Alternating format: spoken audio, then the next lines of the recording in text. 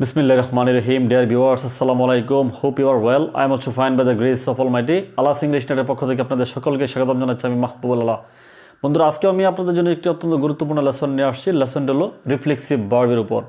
বন্ধুরা, ভার্বের ধারাবাহিক আলোচনার প্রেক্ষিতে আজকে আমি রিফ্লেক্সিভ ভার্ব নিয়ে আলোচনা করব। তার আগে আপনাদেরকে ছোট্ট করে একটি মেসেজ দিতে চাই যে আমার পূর্বের ভার্বের উপর যে সমস্ত লেসনগুলো রয়েছে আপনারা যারা মিস করেছেন ডেসক্রিপশন বক্সের মধ্যে লিঙ্ক দেওয়া থাকবে, আপনারা চাইলে দেখে আসতে পারেন। বন্ধুরা, চলুন কথা না বাড়িয়ে মূল আলোচনায় চলে যাই।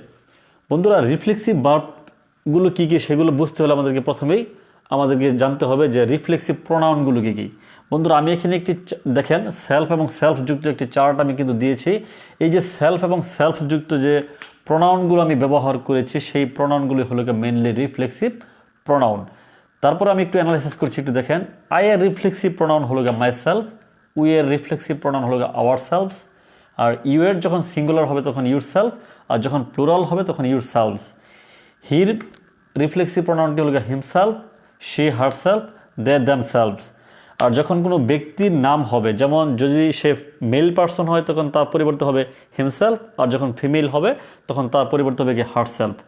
এই যে সেলফ এবং সেলফযুক্ত যে প্রোনাউনগুলো আছে সেই প্রোনাউনগুলো হলো মেইনলি রিফ্লেক্সিভ প্রোনাউন। তাহলে বন্ধুরা, যখন কোনো ভার্ব ডিরেক্টলি অবজেক্ট হিসেবে এই রিফ্লেক্সিভ প্রোনাউনগুলোকে অবজেক্ট হিসেবে গ্রহণ করবে, ওই সমস্ত ভার্বগুলোকেই রিফ্লেক্সিভ ভার্ব বলা হয়ে থাকে, বা ওই সমস্ত ভার্বগুলোই মেনলি রিফ্লেক্সিভ ভার্ব। বন্ধুরা, আমি মনে করেছি যে রিফ্লেক্সিভ ভার্বের যে ডেফিনেশনটি আমি দিয়েছি সেটি এটি নিয়ে আপনাদের কোনো বিন্দুমাত্র কোনো ডাউট থাকার কথা নয়। তাহলে বন্ধুরা, আমরা কয়েকটি এক্সাম্পল একটু দেখি, এক্সাম্পলটি আমরা অ্যানালাইসিস করি। যেমন দেখেন, যেমন আমরা বলতে পারি যে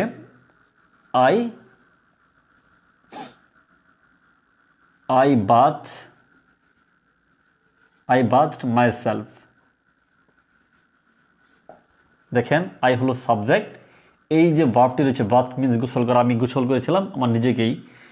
এই যে বাথ সেটি হলো কি রিফ্লেক্সিভ ভার্ব, আরবি সংক্ষেপে আমি আরবি লিখলাম রিফ্লেক্সিভ ভার্ব। আর এই যে প্রোনাউনটি রয়েছে সেটি হলো রিফ্লেক্সিভ প্রোনাউন। বন্ধুরা, তারপর দেখেন বন্ধু, উই দিয়ে যেমন উই বাথ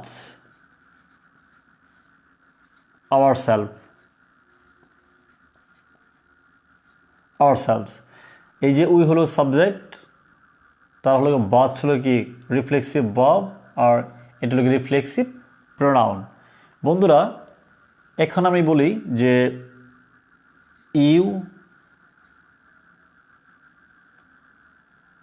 ইউ killed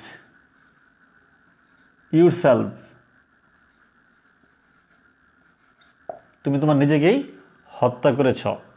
তাহলে কিল্ড হলো রিফ্লেক্সিভ ভার্ব, আর ইউরসেলফ হলো রিফ্লেক্সিভ প্রোনাউন।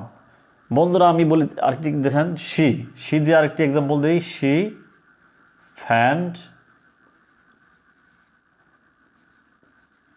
Her self. এই যে ফ্যান শব্দটা কি, সে তার নিজেকে বাতাস করেছিল। তাহলে এটি হলো রিফ্লেক্সিভ ভার্ব আর রিফ্লেক্সিভ প্রোনাউন। তাহলে বন্ধুরা দেখেন, প্রত্যেকটি এক্সাম্পলের মধ্যে আমরা দেখতে পেলাম যে এই যে ভার্বগুলো রয়েছে সেই ভার্বগুলোর পরে যখন কি ডিরেক্টলি যখন রিফ্লেক্সিভ প্রোনাউনগুলোকে যখন অবজেক্ট হিসেবে গ্রহণ করেছে তখন এই ভার্বগুলোকেই রিফ্লেক্সিভ ভার্ব বলা হয়ে থাকে। বন্ধুরা, এই ছিল ছোট্ট পরিসরে আমার রিফ্লেক্সিভ ভার্বের উপর আলোচনা। আশা করি আপনারা আপনাদের রিফ্লেক্সিভ ভার্বের উপর অবশ্যই একটি ওভারঅল একটি কনসেপ্ট ধারণা আপনারা পেয়েছেন। তো বন্ধুরা, আমার লেসনটি কেমন লাগলো আপনারা অবশ্যই কমেন্টস বক্সে এসে জানিয়ে দেবেন। আর যারা বন্ধুরা আমার চ্যানেলটিকে এখনও পর্যন্ত সাবস্ক্রাইব করে নাই, চ্যানেলকে সাবস্ক্রাইব করে দেওয়ার জন্য রিকোয়েস্ট থাকলো। আর নতুন বন্ধুদেরকে দেখার সুযোগ করে দেওয়ার জন্য অবশ্যই চ্যানেলটিকে বেশি বেশি শেয়ার করে দেবেন।